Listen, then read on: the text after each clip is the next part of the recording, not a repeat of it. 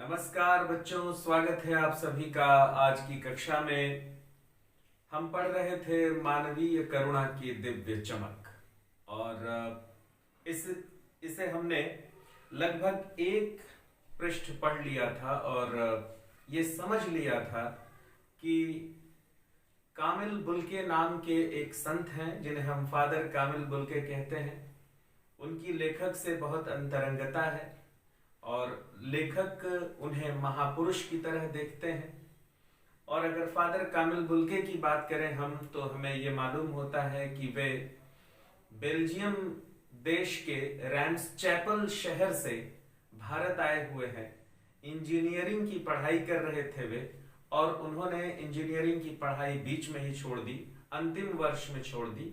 उन्हें भारत से बेहद लगाव है, वे भारत चले आए हैं। इससे पहले हमने ये पढ़ा कि आपने जैसा सुना कि पाठ की शुरुआत ही सर्वेश्वर इस पंक्ति से करते हैं कि फादर को जहरबाद से नहीं मरना था, यानी फादर की मृत्यु घाव के बिगड़ जाने से हुई, शरीर में जहर फैल जाने से हुई। तो इस बात का सर्वेश्वर को बेहद दुख है कि जिस व्यक्ति के रगों में, जिस व्यक्ति की नसों में हमेशा लोगों के लिए मिठास और प्रेम भरा हुआ है, वह आदमी जीवन के अंतिम समय में इतनी यातनाएं क्यों सहा। ये एक प्रश्न चिन्ह लगाते हैं और कहते हैं कि मैं किस ईश्वर से इस प्रश्न का जवाब मांगूं। बेहद दुखी हैं, फादर को याद कर रहे हैं। बहुत सारी बातें पहले पन्ने में ही उन्होंने फादर के बारे में बताई हैं। फादर का व्यक्तित्व कैसा है, वे दिखते कैसे हैं, उनका व्यवहार कैसा है, उन्हें क्रोध करते हुए कभी नहीं देखा है। हाँ, आवेश में जरूर देखा है उन्हें। और वे साहित्यिक गोष्ठियों में भाग लेते हैं, बेबाक राय रखते हैं और आमतौर पर साइकिल चलाते हुए इलाहाबाद की सड़कों पर दिख जाया करते हैं। लेखक परिमल के दिनों को याद करते हैं। परिमल एक पत्रिका है जो उन दिनों इलाहाबाद से छपती थी। तो परिमल के दिनों को याद करते हैं और कहते हैं कि कैसे फादर कामिल बुल्के जो हैं वो परिमल के उन दिनों में मुझसे मुलाकातें करते थे और बेबाक राय और टिप्पणियां देते थे। फिर ये बताते हैं सर्वेश्वर की जब उनके बच्चे का अन्नप्राशन समारोह हुआ, तो उस अन्नप्राशन समारोह में कैसे उन्होंने फादर से बच्चे के मुंह में पहला अनाज डलवाया था और यह संस्कार पूरा किया था। तो बहुत ही बेचैनी के साथ, बहुत ही करुणा के साथ सर्वेश्वर जो है वो फादर को याद करते हैं। तो इतनी बातें हम पिछली कक्षा में पढ़ चुके हैं और ये जो पहला पृष्ठ है हमारा वो मुकम्मिल हुआ। अब हम दूसरे पृष्ठ पर आते हैं। आप भी अपना किताब खोल लीजिए। पाठ बहुत बड़ा नहीं है, हम इसे पढ़ेंगे और बहुत ही खूबसूरत ढंग से समझेंगे। तो इससे पहले कि मैं पाठ पढ़ाना शुरू करूं, फिर वही बात मैं आपसे कहूंगा कि बेहद एकाग्रता के साथ आप इस वीडियो को देखेंगे। और दिमाग भी बीच बीच में कहीं कहीं भटकने लगता है। जब मान लीजिए मैं आपको समझा रहा होऊंगा तो हो सकता है कि आपकी आंखों के सामने फादर की तस्वीर उभरने लगे और आप कुछ सोचने लगे, तो उससे भी बचना है। और जो मैं आपसे बता रहा हूं, जो आपको समझा रहा हूं, उसे बहुत ध्यान से सुनना है बच्चों। तो चलिए, मैंने अपनी किताब खोल ली है। मेरे सामने फादर कामिल बुल्के का एक फोटो है। आपके भी किताब में देखिए ब्लैक एंड व्हाइट वो तस्वीर है, श्वेत श्याम। मैं शुरू करता हूं पढ़ना और आप मिलाइए। एक बार लेखक ने उनसे पूछा था, उनसे लंबी बातचीत की थी, तो फादर कामिल बुल्के जो है उनके हर प्रश्न का जवाब देते हैं। आपको अपने देश की याद आती है? तो फादर कामिल बुल्के कहते हैं, मेरा देश तो अब भारत है। तो फिर लेखक पूछते हैं कि मैं जन्मभूमि की पूछ रहा हूं, जहां आप जन्म लिए हैं। तो कहते हैं फादर की हाँ आती है, बहुत सुंदर है मेरी जन्मभूमि रैम्स चैपल। फिर पूछते हैं कि आपको घर में किसी की याद आती है? तो कहते हैं कि मां की याद आती है, बहुत याद आती है। निश्चित रूप से मां कैसे भूल सकती है। जिसने जन्म दिया उसे हम कैसे भूल सकते हैं। तो फादर ने बेल्जियम छोड़ा, फादर ने रैम्स चैपल छोड़ा, लेकिन माँ की यादों को अपने साथ लेकर आए। फिर अक्सर माँ की स्मृति में डूब जाते देखा है। उनकी माँ की चिट्ठियां अक्सर उनके पास आती थीं। अपने अभिन्न मित्र डॉक्टर रघुवंश को वह उन चिट्ठियों को दिखाते थे। बहुत ही जबरदस्त बात है ये। डॉक्टर रघुवंश और डॉक्टर रघुवंश से अभिन्न मित्रता, और इतनी मित्रता कि वे अपनी मां के द्वारा भेजी गई चिट्ठियों को डॉक्टर रघुवंश को दिखाते थे, उनसे साझा करते थे। परीक्षा में आ सकता है कि अपने किस अभिन्न मित्र के साथ फादर कामिल बुल्के अपनी मां की चिट्ठियों को साझा करते थे। तो आप बिल्कुल डॉक्टर रघुवंश का नाम लिखेंगे, बहुत अच्छे मित्र थे फादर कामिल बुल्के के। अपने अभिन्न मित्र डॉक्टर रघुवंश को वह उन चिट्ठियों को दिखाते थे। पिता और भाइयों के लिए बहुत लगाव मन में नहीं था। पिता के प्रति उतनी श्रद्धा नहीं थी और भाइयों के लिए तो बिल्कुल लगाव नहीं था फादर के मन में, क्योंकि हो सकता है कि पारिवारिक संबंध बहुत अच्छा न रहा हो, जो भाई हैं वो इनसे द्वेष रखते हों, भाइयों में पटता न हो, पिता जो हैं चिड़चिड़े और क्रोधी स्वभाव के हों, कुछ भी हो सकता है। क्योंकि इतना करुणा से भरा हुआ व्यक्ति अपने पिता, अपने भाइयों को यूं ही छोड़ करके नहीं चला आएगा। कुछ तो बात रही होगी जो उन्हें बिल्कुल अच्छा नहीं लगता होगा। पिता व्यवसायी थे, बिजनेसमैन थे। एक भाई वहीं पादरी हो गया है, एक भाई काम करता है, उसका परिवार है। एक और भाई इनके हैं जो पादरी हो गए हैं, है ना, फादर बन गए हैं। लेकिन एक भाई हैं जिनका अपना व्यवसाय है, उनका अपना परिवार है और वे बिल्कुल गृहस्थ हैं। बहन सख्त और जिद्दी, और जो बहन है वो बहुत ही कड़क मिजाज और जिद्दी दिखाई देती है। बहुत देर से उसने शादी की।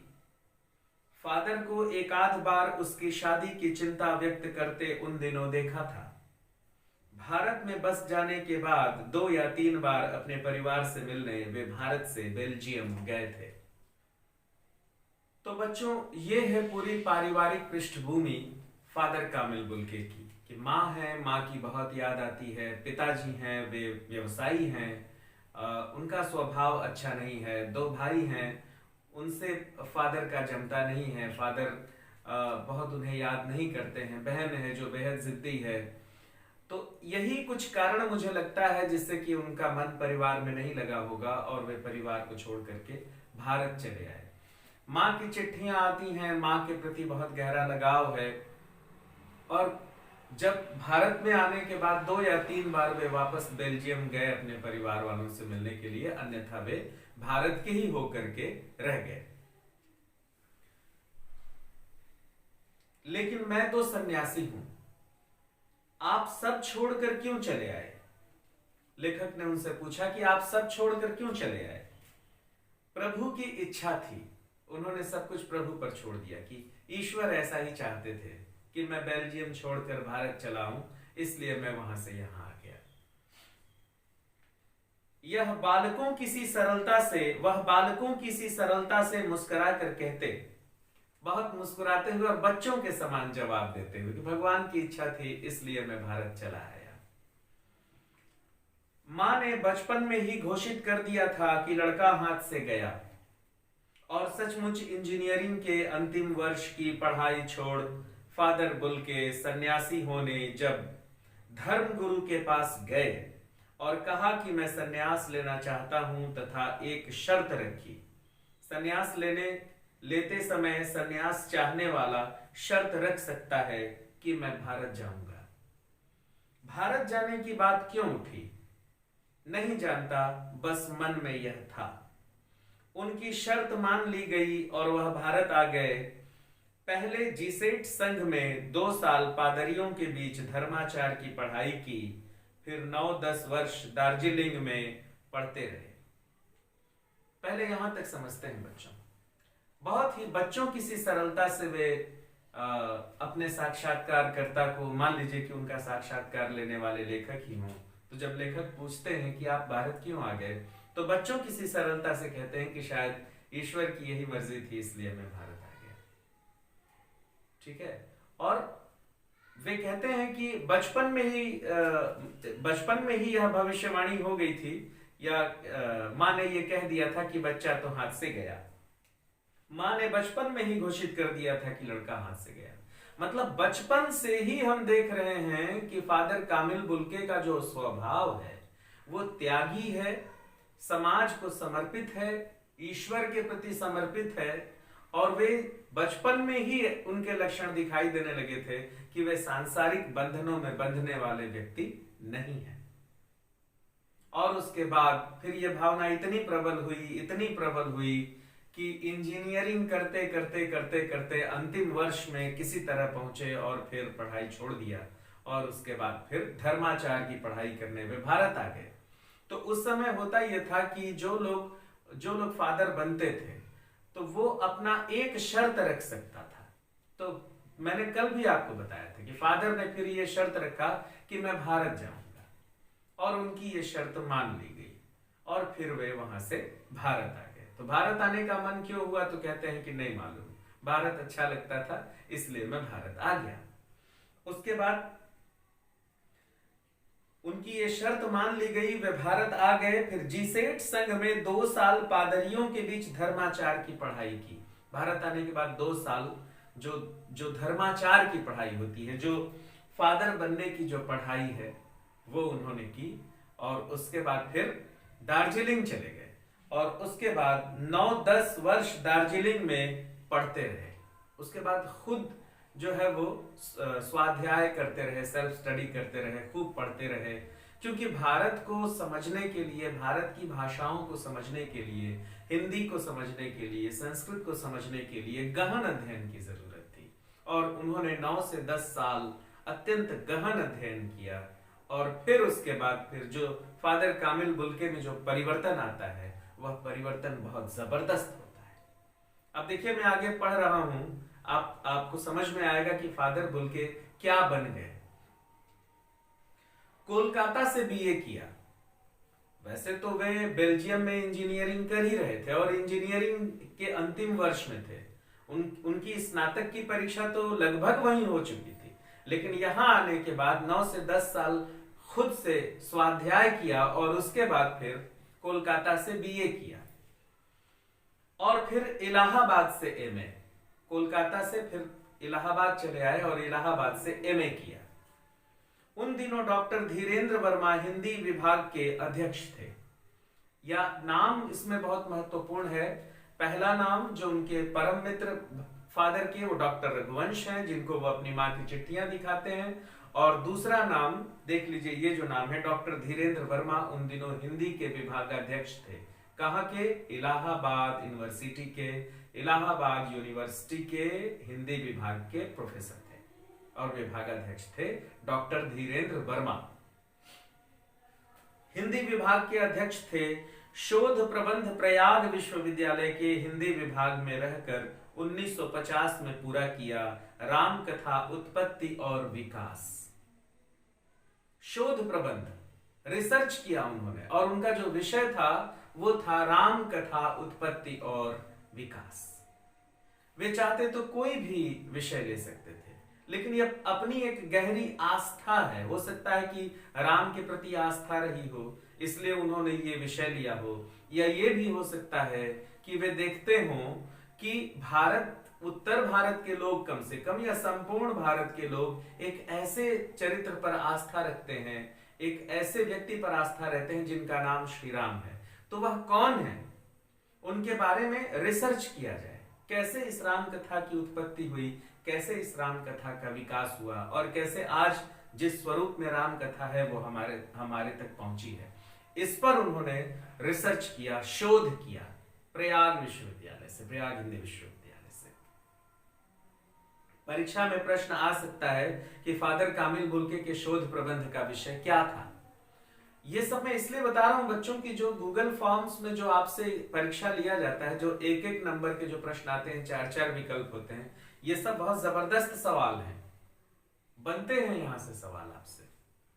इसलिए आप इन नामों को, इन जगहों को, जैसे उनके शोध प्रबंध का क्या विषय था, इसे आप जरूर याद रखें। किस विश्वविद्यालय से उन्होंने शोध प्रबंध किया था, तो इसमें बिल्कुल स्पष्ट दिया हुआ है, शोध प्रबंध प्रयाग विश्वविद्यालय के हिंदी विभाग में रहकर 1950 में पूरा किया। विषय था राम कथा उत्पत्ति और विकास। इन्हीं दो पंक्तियों से अनेक सवाल बनते हैं, इसलिए बहुत गंभीरता से इसे पढ़िए। परिमल में उसके अध्याय पढ़े गए थे, और ये जो शोध ग्रंथ है, जब इन्होंने शोध पूरा कर लिया तो परिमल जो पत्रिका निकलती थी उसमें इनके इन शोध के अध्यायों को पढ़ा गया। फादर ने मातरलिंक के प्रसिद्ध नाटक ब्लू बर्ड का रूपांतरण भी किया है नील पंछी के नाम से। यहां से भी बहुत सारा सवाल। पहला, मातरलिंक लेखक हैं, उपन्यास ब्लू बर्ड है, जो रूपांतरण हुआ है हिंदी में, जो रूपांतरण है वो नील पंछी के नाम से। 3 सवाल तो बनता ही है कि मातरलिंक का प्रसिद्ध उपन्यास कौन सा है निम्नलिखित में से, तो आप ब्लू बर्ड लगाएंगे। नील पंछी किस मूल उपन्यास का हिंदी रूपांतरण है, ब्लू बर्ड का है। फिर पूछा जा सकता है कि ब्लू बर्ड का जो हिंदी रूपांतरण किया गया है उस रूपांतरण का नाम क्या है, नील पंछी है। ब्लू बर्ड का रूपांतरण किसने किया है, फादर कामिल बुल्के ने किया है ना। तो ये सारे सवाल यहां से उत्पन्न होते हैं, और आपको इन सवालों के जवाब तभी मिलेंगे जब आप इस पैराग्राफ को कम से कम बहुत ही गंभीरता से पढ़ेंगे। बहुत सूचनाएं हैं इस पैराग्राफ में, यहां से पक्का है, एकदम निश्चित है कि 2-3 सवाल बनेंगे ही बनेंगे। अगर इस पाठ से अगर प्रश्न लिए जाते हैं तो यहां से भी लिए जाएंगे। फिर आगे देखिए, नील पंछी के नाम से उन्होंने मातरलिंक के सुप्रसिद्ध उपन्यास ब्लू बर्ड का रूपांतरण किया, और आगे बाद में वह सेंट जेवियर्स कॉलेज रांची में हिंदी तथा संस्कृत विभाग के विभागाध्यक्ष हो गए। कितनी जबरदस्त बात है बच्चों, आप इस बात को बहुत हल्के में मत लीजिए, आप इस बात को थोड़ा सोचिए। कक्षा 10वीं में आप पहुंच गए हैं, विश्लेषण की क्षमता आपके भीतर होनी ही चाहिए। देखिए, एक व्यक्ति बेल्जियम का रहने वाला व्यक्ति है, उसकी अपनी मातृभाषा कुछ होगी जो उसके देश में बोली जाती है, रैम्स चैपल का रहने वाला है, इंजीनियरिंग करने तक वो उस देश में रह रहा है, उस देश की भाषा बोल रहा है, और इंजीनियरिंग के बाद वो भारत आते हैं, भारत में पढ़ाई करते हैं, 9-10 साल स्वाध्याय करते हैं, और उसके बाद हिंदी और संस्कृत के विभागाध्यक्ष हो जाते हैं। आप सोचिए तो कितनी आश्चर्य की बात है। हेड ऑफ डिपार्टमेंट जिसको बोलते हैं, हिंदी और संस्कृत के विभागाध्यक्ष कोई सामान्य आदमी थोड़ी बनेंगे जिन्हें हिंदी नहीं आती है। बहुत ही खूबसूरत हिंदी बोलते होंगे, बहुत ही खूबसूरत संस्कृत बोलते होंगे, इसलिए तो हिंदी और संस्कृत के विभागाध्यक्ष बने हैं। न भी बोलते होंगे, लेकिन हिंदी और संस्कृत के प्रति उनका काम इतना अच्छा है कि उन्हें विभागाध्यक्ष बना दिया गया। ठीक है, तो ये सवाल आपसे पूछे जा सकते हैं। बाद में वह सेंट जेवियर्स कॉलेज रांची में हिंदी तथा संस्कृत विभाग के विभागाध्यक्ष हो गए, और यहीं उन्होंने अपना प्रसिद्ध अंग्रेजी हिंदी कोश तैयार किया और बाइबिल का अनुवाद भी। 2 काम देखिए आप इसमें दिया गया है, क्या कि यहीं उन्होंने अपना प्रसिद्ध अंग्रेजी हिंदी शब्दकोश, इंग्लिश हिंदी डिक्शनरी, अंग्रेजी हिंदी शब्दकोश उन्होंने रांची के सेंट जेवियर्स कॉलेज में विभागाध्यक्ष रहते हुए पूरा किया। यहां से सवाल बन सकता है। फिर अगली बात क्या है, और बाइबिल का अनुवाद भी, और बाइबिल का हिंदी में अनुवाद भी उन्होंने रांची के सेंट जेवियर्स कॉलेज में हिंदी और संस्कृत के विभागाध्यक्ष रहते हुए ही पूरा किया। अनेक बार बोल रहा हूं बच्चों, भूलिएगा मत, अनेक बार बोला मैं भी, अब अनेक बार आप लोगों को समझाएगा। ठीक है, तो इस तरह वहीं बीमार पड़े, पटना आए, और वहीं पर बीमार भी पड़े। पटना आए, दिल्ली आए और चले गए। 47 वर्ष देश में रहकर, 47 साल भारत में रहे। और 73 वर्ष की जिंदगी जीकर, है ना। फिर से इस पंक्ति को मैं दोहरा देता हूं कि बाद में वह सेंट जेवियर्स कॉलेज रांची में हिंदी तथा संस्कृत विभाग के विभागाध्यक्ष हो गए और यहीं उन्होंने अपना प्रसिद्ध अंग्रेजी हिंदी कोश तैयार किया और बाइबिल का अनुवाद भी, और यहीं बीमार पड़े, पटना आए, दिल्ली आए और चले गए, कुल 47 वर्ष देश में रहकर और 73 वर्ष की जिंदगी जीकर। अनेक सवाल यहां से उठ सकते हैं, कितने साल भारत में रहे, कितने वर्ष की उम्र में मरे, ये सारे सवाल आपसे पूछे जा सकते हैं। ठीक है बच्चों, देखिए कितनी खूबसूरत भाषा है सर्वेश्वर दयाल सक्सेना की, कितना महीन, एकदम रेशम के धागे की तरह बिल्कुल मुलायम भाषा है, कोई कठिन शब्द नहीं, बिल्कुल रोड़े जैसा कोई शब्द नहीं। आगे अगला पैराग्राफ, फादर बुल के संकल्प से सन्यासी थे। देखिए ये बहुत जबरदस्त बात है कि संकल्प से सन्यासी होना और परंपरागत सन्यासी होना। मैंने इस पर आपसे बहुत सारी बातचीत की है। मैं जब आप लोगों से सीधे सीधे क्लास में बातचीत कर रहा था उस समय भी समझाया था, कल भी समझाया हूं कि संकल्प से सन्यासी होना क्या होता है और परंपरागत सन्यासी होना क्या होता है। देखिए फादर बुल के संकल्प से सन्यासी थे। कभी कभी लगता है वह मन से सन्यासी नहीं थे, मन से सन्यासी नहीं थे, संकल्प से सन्यासी थे। मन उनका सन्यासियों जैसा नहीं था। अगर मन सन्यासी जैसा होता तो समाज को त्याग कर कहीं हिमालय की किसी गुफा में बैठकर तपस्या कर रहे होते, या सन्यासियों जैसा वेश बनाकर कहीं किसी चर्च में बैठकर पूजा पाठ कर रहे होते, लोगों को धार्मिक शिक्षाएं दे रहे होते। लेकिन ऐसा बिल्कुल नहीं था। वो मन से सन्यासी नहीं थे, वे संकल्प से सन्यासी थे, सोच कर सन्यासी बने थे। क्यों सन्यासी बने थे? इसलिए कि अपना परिवार नहीं होता, समस्त पृथ्वी ही परिवार है। वसुधैव कुटुंबकम, पूरी वसुधा, पूरी जो धरती है वही मेरा परिवार है, और मैं इस परिवार के लिए अपने परिवार को त्यागूंगा तो इससे बड़ी बात और कुछ नहीं हो सकती। फिर उन्होंने अपने परिवार को त्यागा और भारत आए, और चूंकि भारत में एक बड़ा मानव समुदाय बसता है, विविध मानव समुदाय बसता है, इसलिए भी वे भारत आ गए और उसके बाद सन्यास लेकर के और लोगों की सेवा करने में लग गए। आप सोचिए, और सबसे बड़ी सेवा तो उन्होंने हिंदी भाषा की। तो फादर बुल के संकल्प से सन्यासी थे। कभी कभी लगता है वह मन से सन्यासी नहीं थे, रिश्ता बनाते थे तो तोड़ते नहीं थे। एक बार अगर किसी से दोस्ती कर ली तो उसे अंत तक निभाते थे, रिश्ता बनाते थे तो तोड़ते नहीं थे।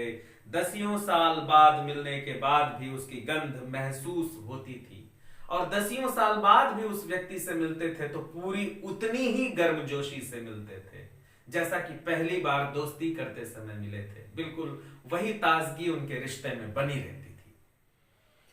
वह जब भी दिल्ली आते जरूर मिलते, खोज कर मिलते, समय निकाल कर मिलते, सर्दी गर्मी बरसात झेल कर मिलते, चाहे 2 मिनट के लिए ही सही। लेखक जो है वो, चूंकि आपको पता है कि आकाशवाणी में काम कर रहे थे, तो उनका तबादला हुआ करता होगा, या लेखन के काम से लेखक जो है दिल्ली चले जाते होंगे, इलाहाबाद आ जाते होंगे। तो जब लेखक दिल्ली में थे तो जब भी ये फादर कामिल बुल के इलाहाबाद से दिल्ली जाते थे तो जरूर मिलते थे, समय निकाल कर मिलते थे, 2 मिनट के लिए ही मिलते थे, लेकिन जरूर मिलते थे। सर्दी गर्मी बरसात की परवाह किए बिना मिलते थे कि अगर मैं दिल्ली आया हूं तो अपने छोटे भाई सर्वेश्वर से मिलकर ही जाऊंगा। इतने जबरदस्त आदमी थे। तो क्या ऐसा कोई साधु करता है? साधु तो किसी के मोह में नहीं फंसता, ये मोह ही तो है। प्रेम क्या है? मोह है।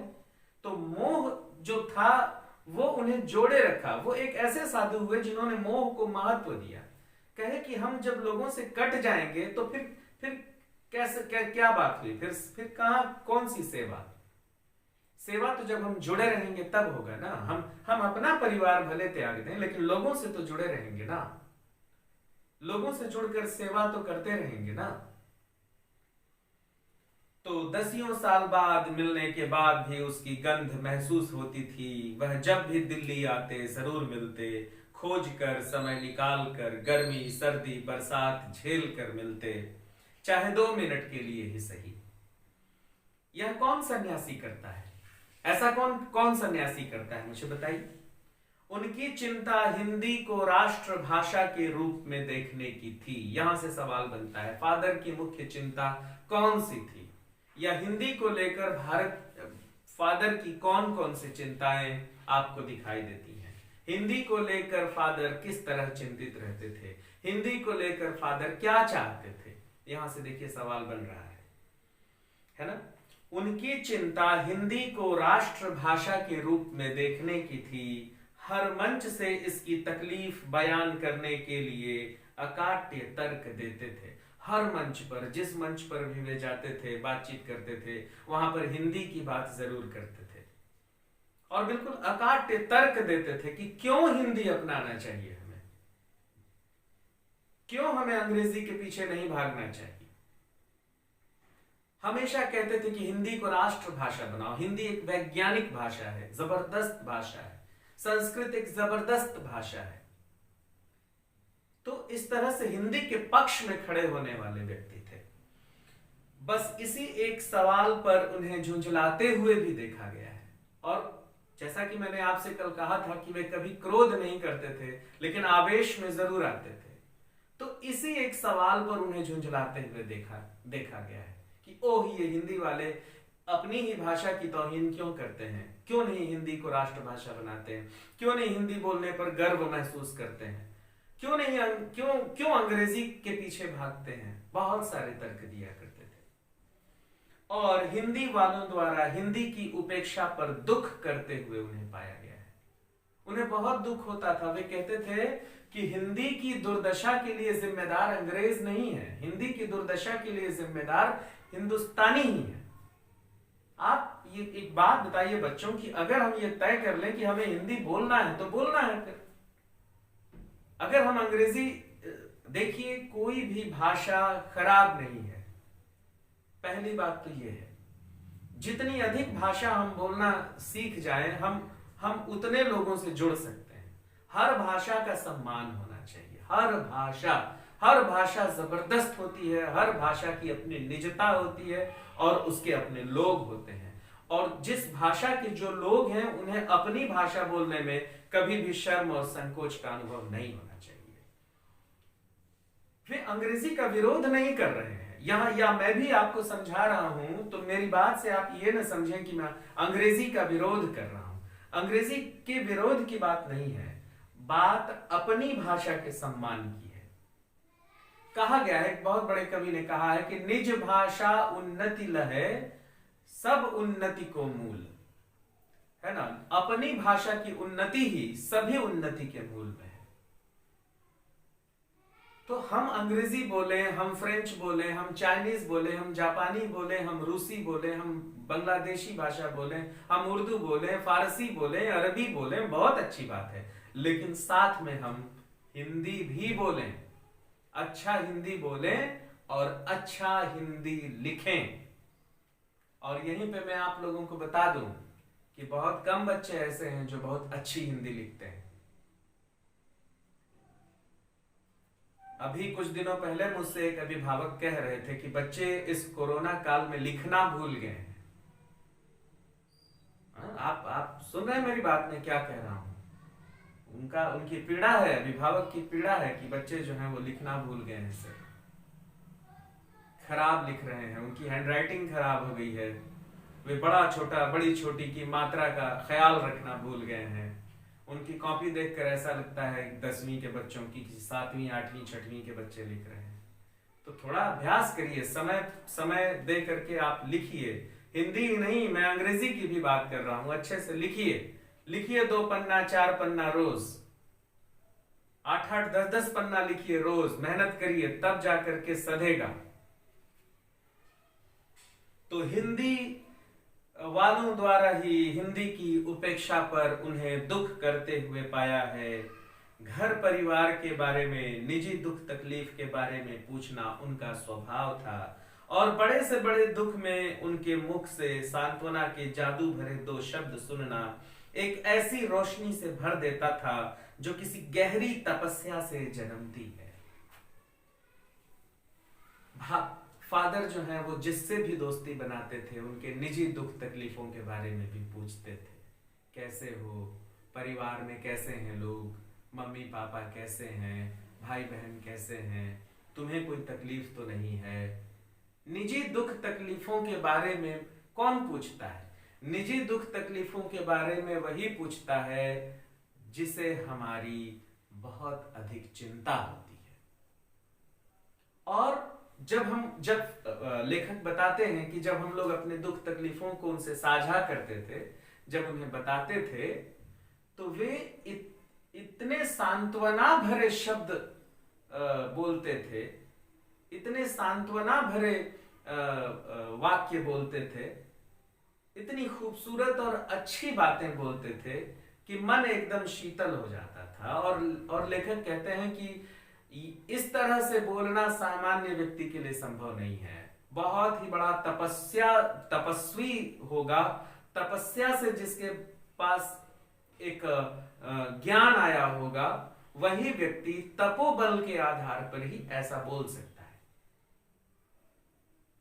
ये सामान्य आदमी के मन की बात नहीं है कि वो किसी को सांत्वना भरे शब्द बोलता है, सांत्वना देता है और वह सांत्वना असर कर जाए, है ना।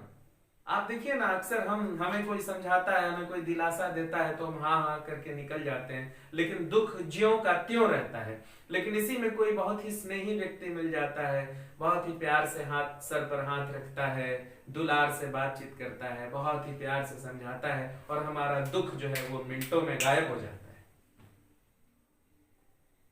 है ना। वो माँ हो सकती है, वो पिता हो सकते हैं, वो आपके टीचर हो सकते हैं, वो आपके दोस्त हो सकते हैं, जिनके शब्द आप पर असर कर जाते हैं, है ना। तो फादर बुल्के की जो बात है वो ये है कि वो जब सांत्वना देते थे तो ऐसा लगता था कि कोई बहुत बड़ा तपस्वी तपोबल के दम पर सांत्वना के शब्द बोल रहा है और वह सीधे हम पर असर कर रहा है। ठीक है बच्चों, कहते हैं कि सांत्वना के जादू भरे दो शब्द सुनना एक ऐसी रोशनी से भर देता था जो किसी गहरी तपस्या से जन्मती है। हर मौत दिखाती है जीवन को नई राह, हर मौत दिखाती है जीवन को नई राह।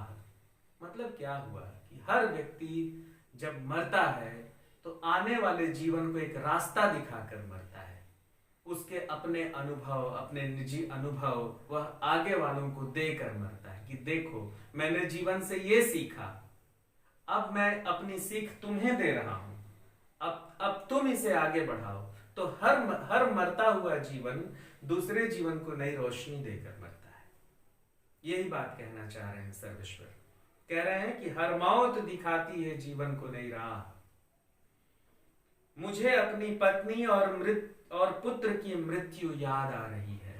सर्वेश्वर की पत्नी की मृत्यु हुई और सर्वेश्वर के पुत्र की भी मृत्यु हुई। बच्चों, बहुत ही दुख में बीता सर्वेश्वर दयाल सक्सेना का जीवन। कल जो वीडियो में आपको भेजा था उसमें सर्वेश्वर का एक छोटा सा फोटो लगा करके भेजा था, आपने देखा था, यूं ऊपर देखता हुआ फोटो। उस चेहरे को देखिएगा कि कितनी पीड़ा उस चेहरे पे दिखाई दे रही है। तो कहते हैं कि मुझे अपनी पत्नी और पुत्र की मृत्यु याद आ रही है और फादर के शब्दों से झरती विरल शांति। पत्नी और पुत्र की मृत्यु जैसे दुख में भी फादर खड़े होकर के और जब दो शब्द बोलते थे तो लेखक को सुकून मिल जाता था, शांति मिल जाती थी, है ना। इस तरह का प्रभाव, इस तरह का प्रेम, लबालब छलकते हुए प्रेम से भरे हुए थे फादर कामिल बुल्के। ठीक है बच्चों, आज वह नहीं है। दिल्ली में बीमार रहे और पता नहीं चला, मतलब जब स्वयं बीमार हुए तो किसी को नहीं बताया। फादर जब स्वयं बीमार पड़े तो किसी को नहीं बताए कि बताऊंगा तो लोग दुखी हो जाएंगे। आज वे नहीं हैं, दिल्ली में बीमार रहे और पता नहीं चला, बाहें खोलकर इस बार उन्होंने गले नहीं लगाया। जब देखा तब वे बाहें दोनों हाथों की सूजी उंगलियों को उलझाए ताबूत में जिस्म पर पड़ी थी। जब मृत्यु का पता चला लेखक को कि फादर बुल्के नहीं रहे, तो वो दौड़ते हुए गए चर्च में जहां पर ताबूत में उनका शरीर रखा हुआ था। तो उंगलियां सूज गई थीं। मृत्यु के बाद शरीर फूलने लगता है, तो सूजन आ गया था। तो लेखक को लगा कि यह व्यक्ति जीवित थे तो मुझे देखते ही गले लगा लेते थे। कल मैंने आपको पढ़ाया था ना कि कहते हैं लेखक कि हमेशा उन्हें देखकर, उन्हें याद करके गले लगाने वाला दृश्य याद आता है और अपनी छातियों पर मैं उनकी बाहों का दबाव महसूस करता हूं। इतने प्यार से दबा कर गले लगाते थे। और आज वो बाहें ताबूत में पड़ी हुई, आज वो बाहें सूजी हुई हैं, आज वो बाहें मुझे देखकर नहीं खुली, क्योंकि फादर कामिल बुल्के नहीं रहे। और जबरदस्त व्यक्ति हैं भाई, कि मृत्यु होने वाली है और किसी को बताते नहीं हैं। बहुत दिनों तक दिल्ली में रहते हैं, दुख सहते हैं, इलाज कराते हैं, कुछ नहीं होता है, और मरने के बाद पता चलता है कि फादर कामिल बुल्के नहीं रहे। आज वह नहीं है, दिल्ली में बीमार रहे और पता नहीं चला, बाहें खोलकर इस बार उन्होंने गले नहीं लगाया। जब देखा तब वे बाहें दोनों हाथों की सूजी अंगुलियों को उलझाए ताबूत में जिस्म पर पड़ी थी। जो शांति बरसती थी वह चेहरे पर स्थिर थी। कहते हैं कि फादर के चेहरे पर जो शांति बरसती थी, वो उस मरे हुए शरीर के चेहरे पर भी वह शांति बनी हुई थी। वह स्थिर थी, तरलता जम गई थी। वह 18 अगस्त 1982 की सुबह 10 बजे का समय था। 18 अगस्त सन 1982 सुबह 10 बजे का समय, अगस्त का महीना। दिल्ली में कश्मीरी गेट के निकलसन कब्रगाह में उनका ताबूत एक छोटी सी नीली गाड़ी में उतारा गया। दिल्ली के कश्मीरी गेट के निकलसन कब्रगाह में उनका ताबूत एक छोटी सी नीली गाड़ी से उतारा गया। कुछ पादरी रघुवंश जी का बेटा और उनके परिजन राजेश्वर सिंह उसे उतार रहे थे। देखिए, फिर यहाँ पर रघुवंश जी का नाम आया। वही रघुवंश जी जो उनके बहुत ही अभिन्न मित्र रहे, वे उस अंतिम यात्रा में थे। रघुवंश जी थे, राजेश्वर सिंह थे। राजेश्वर सिंह भी बहुत बड़े साहित्यकार रहे, और उनका बेटा, ये सारे लोग मिलकर उनके ताबूत को उतार रहे थे। आप देखिए कि एक ईसाई साधु हैं और उनकी अंतिम यात्रा में उनका सारा काम सारे बड़े साहित्यकार कर रहे हैं जो कि गैर क्रिश्चियन है। तो ये क्या है? ये प्रेम है बच्चों, और यही प्रेम होना चाहिए। धर्मगत जो विद्वेष है उसकी जगह पर धर्मगत प्रेम होना चाहिए, जिसका सीधा सीधा दर्शन हम यहां पर कर रहे हैं। राजेश्वर सिंह उसे उतार रहे थे, फिर उसे उठाकर एक लंबी सकरी उदास पेड़ों की घनी छांव वाली सड़क से कब्रगाह के आखिरी छोर तक ले जाया गया, जहां धरती की गोद में सुलाने के लिए कब्र आवाक मुंह खोले लेटी थी।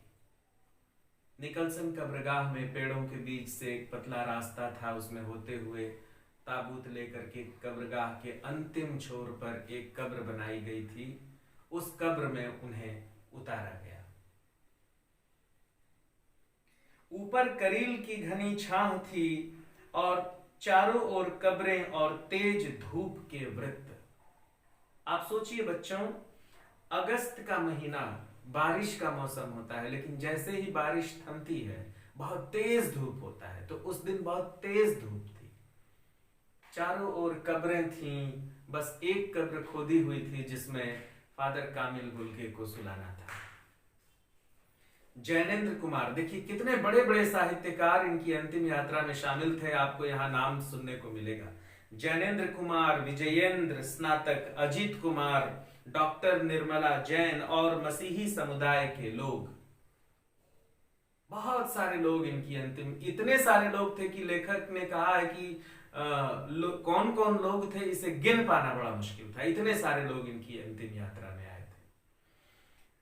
जैनेन्द्र कुमार, विजयेंद्र स्नातक, अजित कुमार, डॉक्टर निर्मला जैन और मसीही समुदाय के लोग, पादरी गण, उनके बीच में गैरिक वसन पहने इलाहाबाद के प्रसिद्ध विज्ञान शिक्षक डॉक्टर सत्य प्रकाश और डॉक्टर रघुवंश जी भी, जो अकेले उस संकरी सड़क की ठंडी उदासी में बहुत पहले से खामोश दुख की अपरिचित आहटों से दबे हुए थे, सिमट आए थे कब्र के चारों तरफ। इतने सारे लोग थे जो पहले से भी वहां मौजूद थे कि इनकी शव यात्रा आ रही है, तो इतने सारे बड़े साहित्यकार वहां पहले से पहुंचे हुए थे और उनके कब्र के आसपास सिमट करके आकर के खड़े हो गए थे। फादर की देह पहले कब्र के ऊपर लिटाई गई। मसीही विधि से अंतिम संस्कार शुरू हुआ रांची के फादर पास्कल तोयना के द्वारा। फादर पास्कल तोयना ने अंतिम संस्कार के लिए पूजा कराना शुरू किया। मसीही विधि से अंतिम संस्कार शुरू हुआ रांची के फादर पास्कल तोयना के द्वारा। उन्होंने हिंदी में मसीही विधि से प्रार्थना की। फिर सेंट जेवियर्स के रेक्टर फादर पास्कल ने उनके जीवन और कर्म पर श्रद्धांजलि अर्पित करते हुए कहा, फादर बुल्के धरती में जा रहे हैं, इस धरती से ऐसे रत्न और पैदा हों। डॉक्टर सत्य प्रकाश ने भी अपनी श्रद्धांजलि में उनके अनुकरणीय जीवन को नमन किया। फिर देह कब्र में उतार दी गई। लोगों ने प्रार्थना किया कि फादर बुल्के इस धरती में जा रहे हैं, उम्मीद करते हैं कि इस धरती से और ऐसे ही लोग पैदा होंगे। फिर और प्रार्थनाएं की गई और उनके ताबूत को कब्र में उतार दिया गया। माफ करिएगा। मैं नहीं जानता इस सन्यासी ने कभी सोचा था या नहीं कि उसकी मृत्यु पर कोई रोएगा। हो सकता है फादर बुल्के सोचे हो कि मेरी मृत्यु पर कौन रोएगा, मेरा कौन है अपना। हालांकि उन्होंने बहुत रिश्ते बनाए थे, लेकिन हो सकता है कि उन्होंने ऐसा सोचा हो। लेकिन उस क्षण रोने वालों की कमी नहीं थी। नम आंखों को गिनना स्याही फैलाना है। मतलब कौन कौन रो रहा था इसका नाम अगर लिखने बैठूं तो बेकार में स्याही खराब होगा। इतने सारे लोग थे, किसे किसे गिना जाए। इस तरह हमारे बीच से वह चला गया जो हम में से सबसे अधिक छायादार, फल फूल गंध से भरा, सबसे अलग, सबका होकर सबसे ऊंचाई पर, मानवीय करुणा की दिव्य चमक में लहलहाता खड़ा था। इस तरह से हमारे बीच से वह चला गया जो हम सब में सबसे शानदार था, बिल्कुल मानवीय करुणा की दिव्य चमक की तरह लहलहाता हुआ था। वह हमारे बीच से चला गया, जिसकी स्मृति हम सब के मन में जो उनके निकट थे किसी यज्ञ की पवित्र आग की आंच की तरह आजीवन बनी रहेगी। उनकी याद जिस तरह से यज्ञ की आंच आती है ना, उस तरह से उनकी याद हमारे जीवन में हमेशा बनी रहेगी। मैं उस पवित्र ज्योति की याद में श्रद्धानत हूं। मैं उस पवित्र आत्मा को याद करते हुए सर झुकाता हूं। तो ठीक है बच्चों, ये पाठ यहीं समाप्त हुआ। उम्मीद है आपको पढ़ने में बहुत अच्छा लगा होगा। फादर कामिल बुल्के के बारे में जानने को मिला आपको, और इसके साथ ही साथ जो इस पाठ के लेखक हैं उनके जीवन की त्रासदी के बारे में भी कुछ एक पंक्तियों से आपको पता चला होगा, है ना। सर्वेश्वर दयाल सक्सेना का जीवन स्वयं भी बहुत दुखों से भरा रहा। तो ये कुछ कुल मिलाकर एक तरफ तो ये पाठ जो है एक बहुत ही सच्चे मनुष्य का दर्शन कराता है, और दूसरी ओर हमें करुणा से भर देता है। इसीलिए इस पाठ का नाम मानवीय करुणा की दिव्य चमक है, क्योंकि इसमें हमारी करुणा भी शामिल है। तो इस पाठ को अब हम यहीं समाप्त करते हैं। मैं किताब को बंद करता हूं, और अगले पीरियड में, अगली कक्षा में हम सभी प्रश्न उत्तरों पर चर्चा करेंगे बच्चों। तो पाठ आपको कैसा लगा और पढ़ के कैसा लगा, थोड़ा कमेंट बॉक्स में लिखिए, कुछ आप लोग अपनी तरफ से बताइए कैसा लग रहा है। नमस्कार।